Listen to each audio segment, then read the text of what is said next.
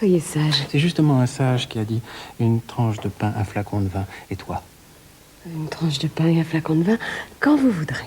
Sans vous, il n'aurait ni goût ni saveur. Je me les pousse. Laissez-moi souffler un peu. Je suis pas habituée à ces joutes auxquelles vous êtes rompu.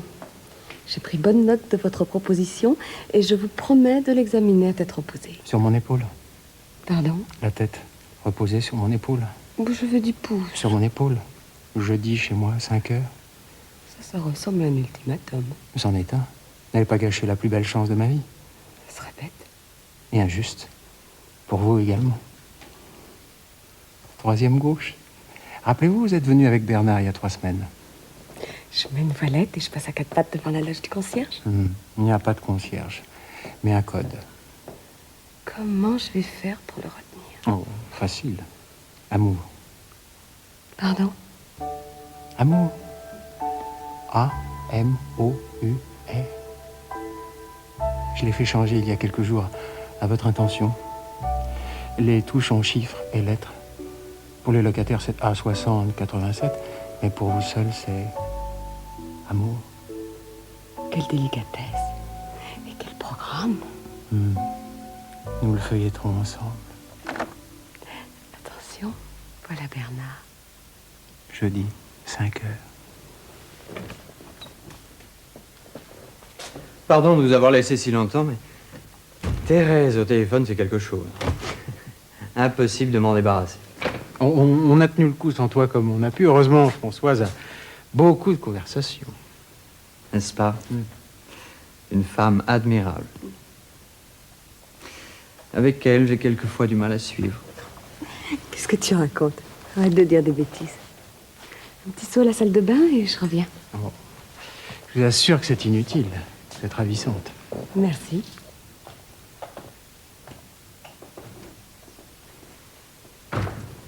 Quelle femme. À quelle dis-tu?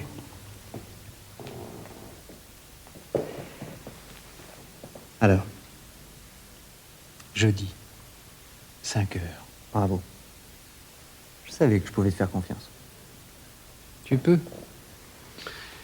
Surtout que le jour ne me convient pas. Le jeudi, je dois garder la galerie de mon oncle. Je sais, d'autant plus qu'il est à Cannes. Mais ce que je sais surtout, c'est que ce jeudi, Françoise est entièrement libre. Il fallait que je saute sur l'occasion. Je te remercie, bravo. Ça n'a pas été sans mal. J'ai dû déployer toutes les ressources de ma technique. Je ne comprends toujours pas pourquoi tu veux quitter une femme comme elle. Tu le sais. Je te l'ai dit. J'aime ailleurs. Alors, il ne peut s'agir que de la créature d'une autre planète. Tu me présenteras. Mon œil, je connais ton charme et son efficacité. Ah pardon, ici je suis en service commandé. Et payé. Un bon salaire. Honnête. Tu as de la chance que j'ai actuellement de gros besoins d'argent. En tout cas, une somme modique par rapport à ce que je t'apporte. Ta liberté. Mais es-tu bien certain de vouloir te débarrasser d'elle? Tu vas peut-être le regretter un jour et m'en vouloir. Ne te préoccupe pas de ça, c'est mon affaire. Bien, bien. Ce que j'en disais, c'est pour toi. Et si j'en profite pour te remplacer, tu y as pensé? J'avoue que non. Parce qu'après tout, si tu achètes ta liberté, tu lui rends du même coup la sienne. Je peux m'installer dans la place. Oh, cette perspective n'a pas l'air de te faire plaisir. Pas du tout, c'est la surprise. Mais tu feras ce que tu voudras. Hein? Rassure-toi, je plaisantais. Bien. Bon, si on parlait maintenant de notre affaire dans le détail. Donc, j'arrive à 6 heures. 6h30. Le retard, le blabla, les prémices. Pardon. J'oublie que j'ai affaire à un pro. Donc, 6h30, je sonne. Note le code. Amour. Non. J'ai fignolé. Tu es un perfectionniste. Et je suis censé le connaître comment, ce code? Si tu crois qu'elle aura le temps de se poser la question, tu vas me voir à l'improviste. Tu tombes sur son foulard ou un autre objet que j'aurais laissé en évidence et tu fouilles l'appartement. Et je te casse la gueule. On peut rester dans la vraisemblance sans en arriver là. Tu joues la dignité meurtrie. Et toi? Moi, je m'éclipse, honteux et confus. D'ailleurs, c'est ce que je vais faire tout de suite si je ne veux pas être en retard à mon rendez-vous. Comment, Paul? Vous partez déjà? Ce déjà me va droit au cœur. Ne te méprends pas, c'est une courtoisie de maîtresse de maison. Quand sais-tu? Je trouve que Paul est un hôte très agréable. Et je suis tout à fait sincère. Elle aurais-je des raisons de me montrer inquiet? Tu es bête. Tu sais bien que je suis de la race des femmes fidèles. C'est tout de même terrible qu'on ne puisse jamais être aimable sans que tout de suite surviennent des arrière-pensées. Qui navigue peut-être dans ton inconscient. En somme, tu essaies de me prouver que je pourrais ne pas être insensible au charme de Paul. Si je vous le prodiguais. Mais il n'en est pas question. Je connais trop les devoirs de l'amitié. En tout cas, vous me gênez beaucoup. Je file, docteur Freud. Je dépose mes hommages au pied de la loyauté. Vous permettez?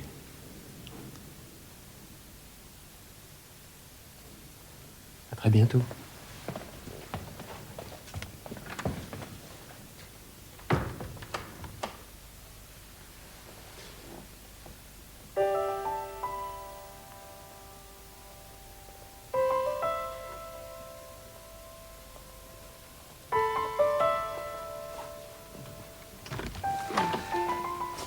Tu bois quelque chose?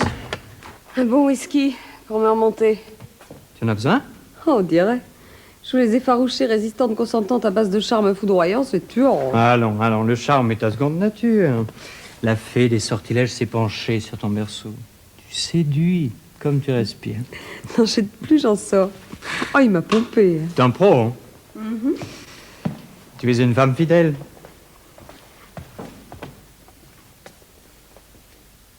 Tu ne dis rien? Il y a quelque chose à dire?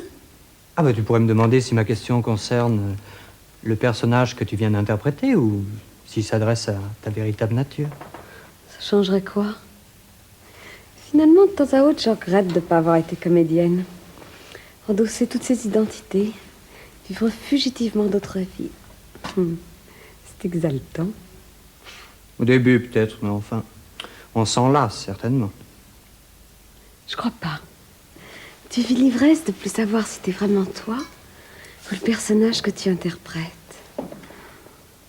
En somme, tu vis deux existences. Hein?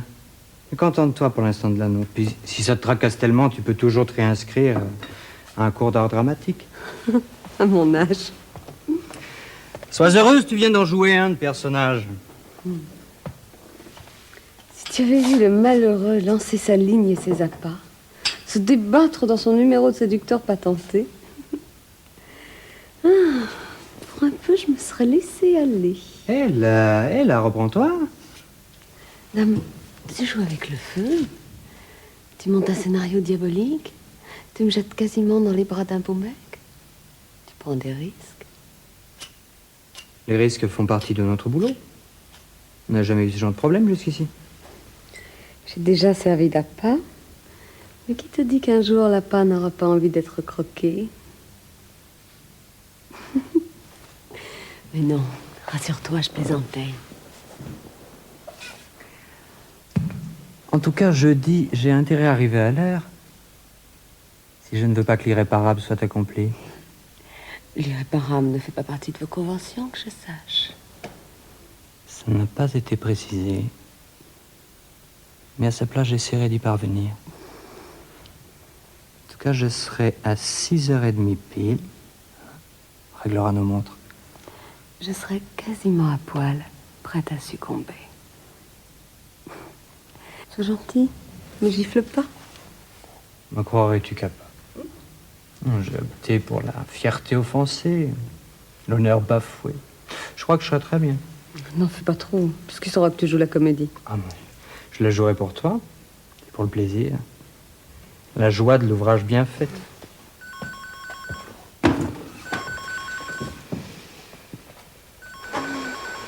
Allô? Oui. Salut Jean-Louis. Dis donc, je t'ai dit que c'était moi qui t'appellerais. Oui, enfin. Oui, elle a été formidable, comme d'habitude. Jean-Louis t'embrasse. Non, non, tout est en ordre, hein, c'est toujours pour jeudi. Tu auras de 5h à 6h30. Comment, c'est un peu juste? Écoute, mon vieux, je suis désolé, hein, je ne peux pas t'offrir plus sans risquer le coquillage. Voilà. Comment un problème de clé? Mais les fausses clés! Ça marche pas toujours, c'est pas vrai. J'aime mieux ça. Merci.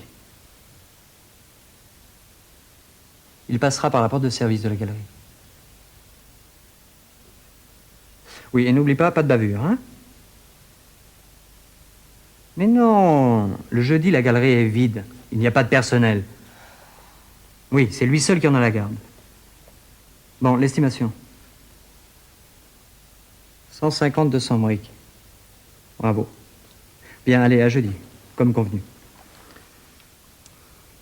Un chiffre intéressant. 1 tiers pour lui, 2 tiers pour nous. Cachet de star. C'est parce que tu as le meilleur des impresailles. Ah, même plus de 10%. Tu veux dire qu'il t'en laisse 50? Frais divers déduits.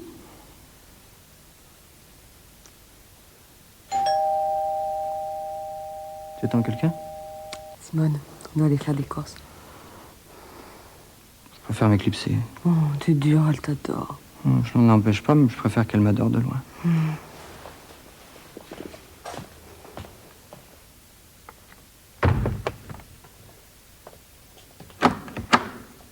Vous avez oublié quelque chose? Bernard n'est pas là. Il est parti se réfugier dans son bureau. J'attends une amie qui préfère inviter. Je croyais d'ailleurs que c'était elle qui venait de sonner. Non, c'est moi. Merci de la précision. Alors, vous avez oublié quelque chose? Oui.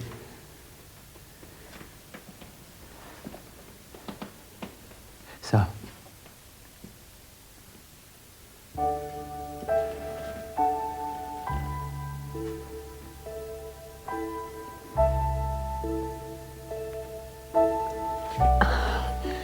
C'est comme ça. À la hussarde. Ah non, à la hussarde, c'est brutalement, sans délicatesse. Parce que ce que vous venez de faire, c'était doux et délicat. Oui. Et vous en êtes bien aperçu. Pourrais-je avoir un semblant d'imitation, d'explication? Ça me paraît pourtant clair. Quelle précision supplémentaire voulez-vous? Celle-ci. Nous nous sommes quittés il y a 10 minutes et vous revenez pour m'embrasser. Oui. Uniquement. Oui. Puis 10 minutes, ce baiser que je n'avais pas pu vous donner tournait à l'idée fixe. C'est grave. Je le crains. Enfin, vous voilà rassuré. Oui. Je peux repartir. Et si c'était Bernard qui avait ouvert? Oh, je lui aurais dit que j'avais oublié mon parapluie. Vous n'en aviez pas? Justement, j'aurais cru l'avoir oublié. Si vous croyez que les hommes font attention à ce genre de détails. Vous me le rendez? Votre parapluie? Puisque vous n'en aviez pas. Non, mon baiser. Alors là, je vous trouve carrément insensé. En une demi-heure, vous me proposez un rendez-vous. Jeudi, 5h. Vous m'embrassez de force et vous me demandez d'avoir l'audace d'un revenez-y. J'adore quand vous résumez la situation. Un revenez-y seulement si vous en avez envie. Alors que Bernard... Aucune importance. Qu'est-ce que vous dites? Et en effet, je sais plus très bien ce que je dis, mais si je vous dis, François, je vous aime, là, je suis sûr de ne pas divaguer. Voyons, essayons d'y voir clair. Vous me faites une cour insensée pour obtenir un rendez-vous galant, et vous revenez pour me déclarer votre amour? Ça n'a rien à voir. Je Je suis plus. Je vous ai fait la cour dans l'espoir de vous avoir, car je vous désire follement. Maintenant, je vous aime. C'est tout à fait différent. Ça vous a pris comme ça, tout d'un coup? En 10 minutes, depuis mon départ. Ça m'était encore jamais arrivé. C'est pourquoi je suis revenu. Il faut fêter ça. L'amour fou, c'est rarissime. Tout ce que je vous avais dit après le déjeuner, c'était le baratin, le grand air de la séduction. Merci, j'ai apprécié. Pour vous posséder.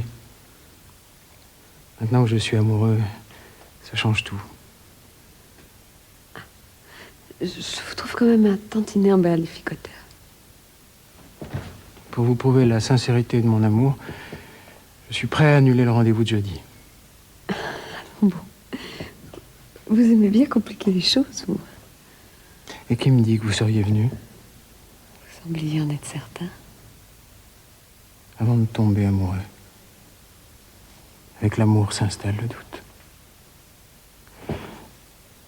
Alors vous seriez venu? Oh, il est vrai que vous ne m'avez rien promis. Les promesses qu'on n'a pas faites sont les plus douces à tenir. Je vous adore. N'attendons pas jeudi. Je suis pas libre avant. Libérez-vous. Alors, demain même heure.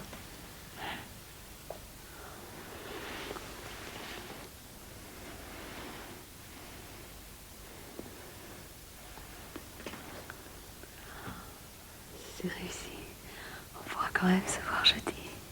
En aurez-vous encore envie?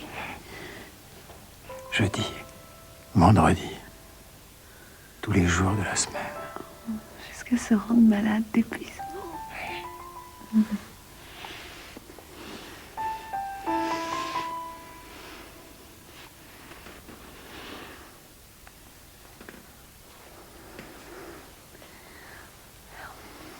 Partez maintenant.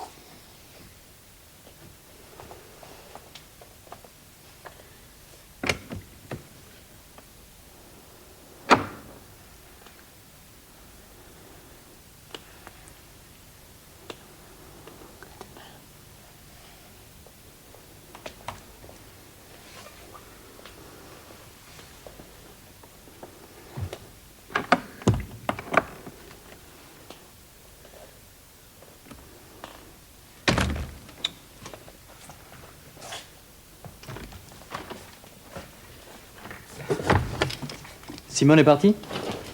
Il n'est pas encore arrivé. C'était Paul. Qu'est-ce qu'il voulait? Son parapluie. Il l'avait oublié.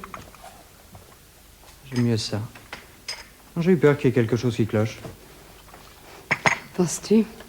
Dans un plan aussi calculé. Tiens, il en a profité pour continuer son baratin. Ah, il vole pas son argent, hein? C'est inconsciencieux. T'as pas trop embêté quand même? Je vais me défendre. Il essayait de changer de jour. Quoi? C'était juste pour la forme, rassure-toi. Il a d'ailleurs pas trop insisté. C'est toujours jeudi 5 heures. Toujours.